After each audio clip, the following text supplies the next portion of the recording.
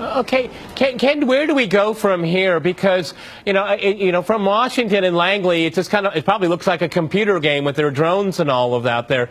But I mean, to what extent? What I'm thinking about is the ultimate regime change, and that's going to be the Gulf countries here, because you can't turn these people off. They have their arms. It's remarkable. Everybody in this conflict has the same arms. Everybody's buying them from one or a few countries here. I mean, this is a really closed network here. But, the Saudis better be worried, because they're creating something that's going to go after them, because a lot of people say that they don't represent Islam. It's no mistake in my mind that the Islamic State calls itself the Islamic State, because Saudi Arabia doesn't live up to its reputation. Go ahead.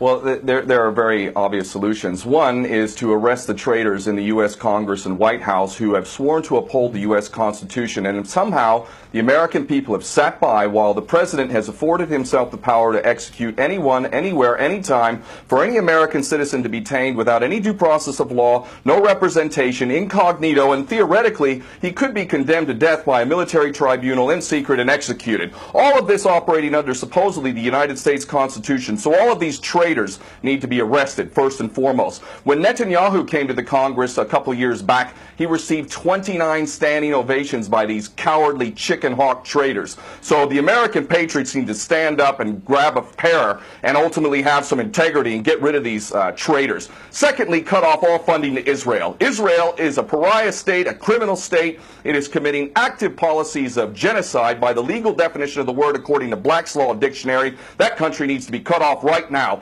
All of their attention needs to turn inward. Stop your little empire endeavors and full spectrum dominance and all of this sort of madness. Start taking care of your infrastructure back home. Start taking care of the American citizens who have worked their whole lives and now find themselves wondering how they're going to keep a roof over their head.